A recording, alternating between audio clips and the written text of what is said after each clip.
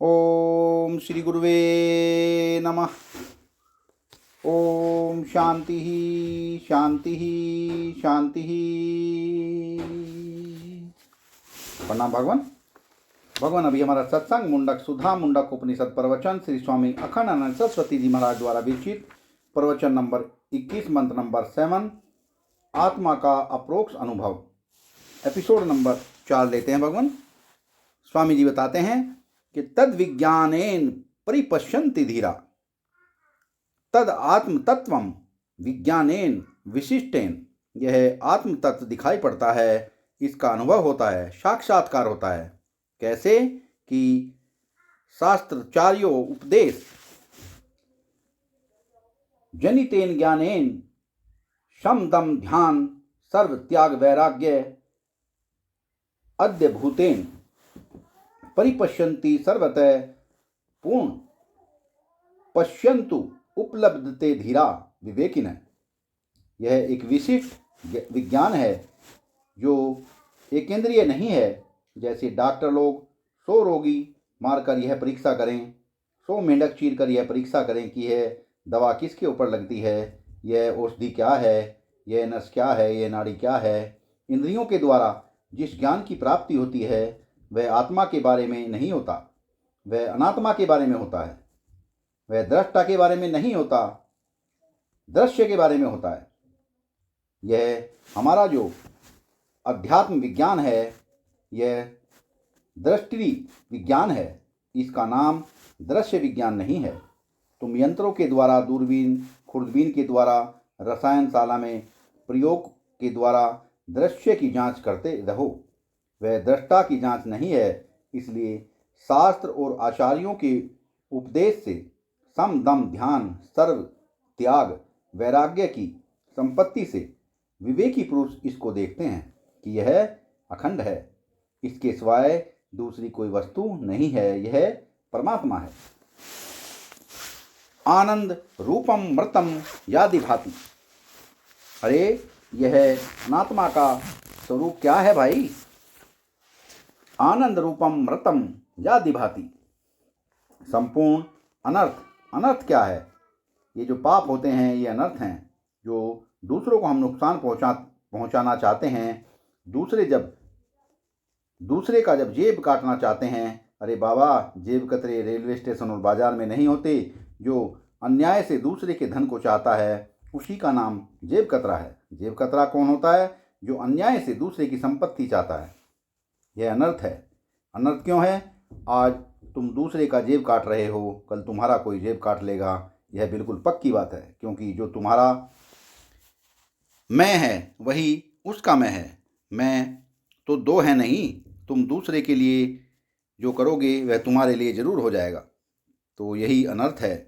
यह जो अधर्म का अनुष्ठान है यह अनर्थ है और इसका फल दुख है। और दुख से छूटने के लिए आयास होता है, परिश्रम होता है। और यह अपना आत्मा ही आनंद स्वरूप है, और यह अपना आत्मा ही आनंद रूप है। इसमें न तो अनर्थ है, न दुख है, और न तो आयास है। यह अमृतम यद विभाति। यह साक्षात अमृत स्वरूप है, अमृत है। स्वर्ग का जो अमृत है वह धर्म की प्रेरणा देता है।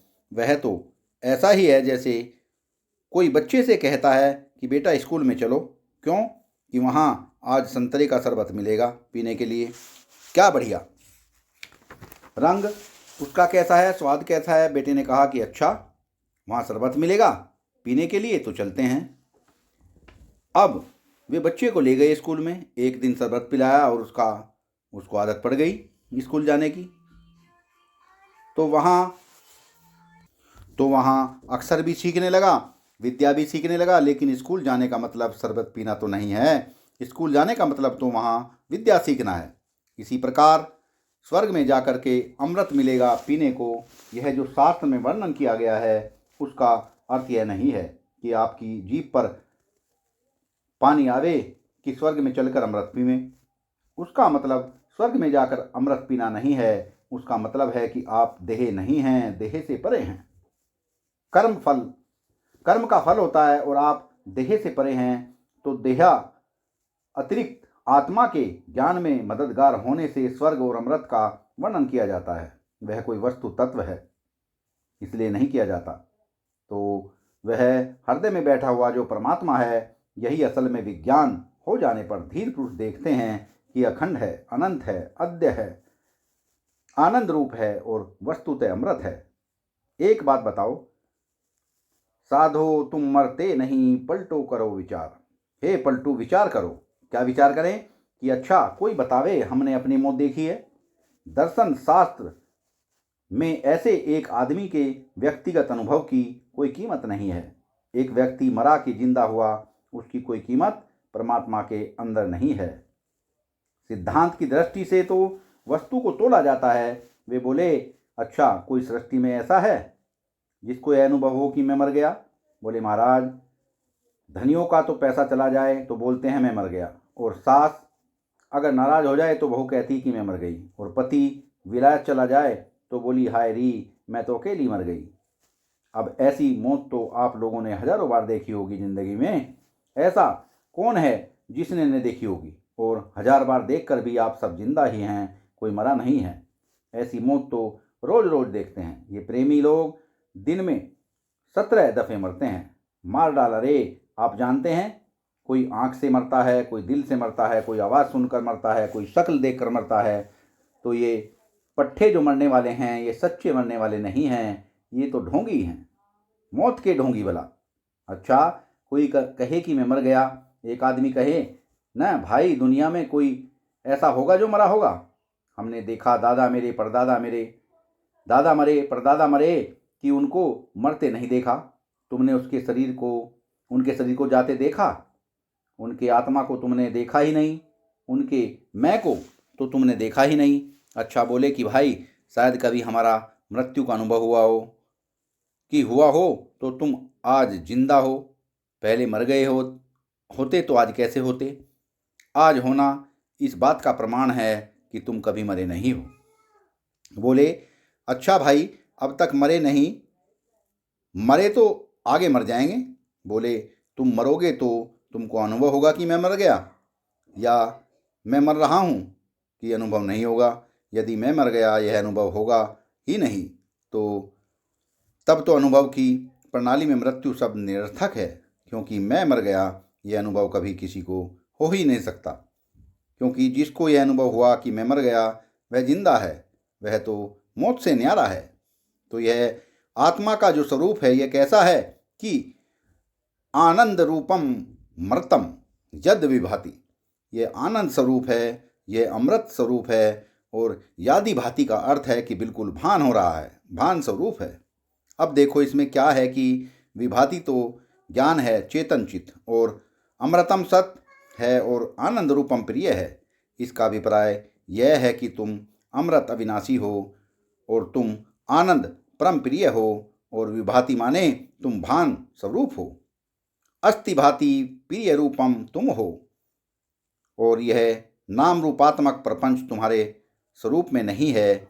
यह मालूम तो सब कुछ पड़ता है, मर गया रे लेकिन मरा नहीं, जी गया रे लेकिन जिया नहीं, बद्ध हो गया रे असल में बद्ध नहीं हुआ, मुक्त हो गया रे कि असल में मुक्त नहीं हुआ, क्योंकि ये ख्याल है, यह मालूम पड़ना है, ये प्रत्यय है, ये प्रतीतियाँ हैं।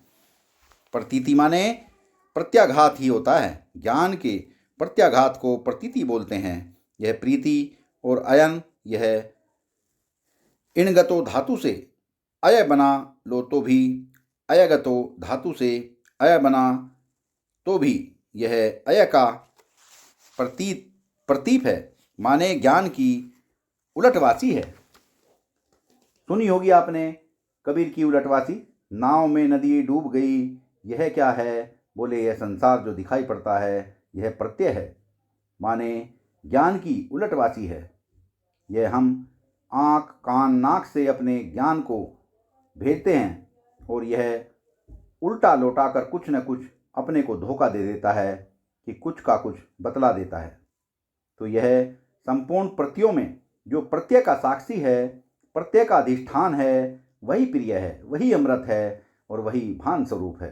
तो यह अपना आत्मा है, और इसमें जो दुखीपना सुखीपना मरना जीना यह जड़ता, चेतन, बंधन, मुक्ति, ये सब प्रत्यय मात्र हैं, बोध प्रत्यय हैं, ख्याल हैं। यह सपने में जैसे कोई चीज मालूम पड़े ऐसे मालूम पड़ती है। तो जब यह ज्ञान होता है तब क्या होता है? बीधते हृदय ग्रंथि अच्छिन्न धनते सर्व संशया शीयन्ते चास्य कर्माणि तस्मिन् दृष्टे परावरे। परमात्मा का ज्ञान होते ही महाराज क्या आनंद होता है। अब इस प्रसंग को कल सुनावेंगे। सत्संग को विराम देते हैं भगवान, आगे का सत्संग कर लेंगे। प्रणाम भगवान।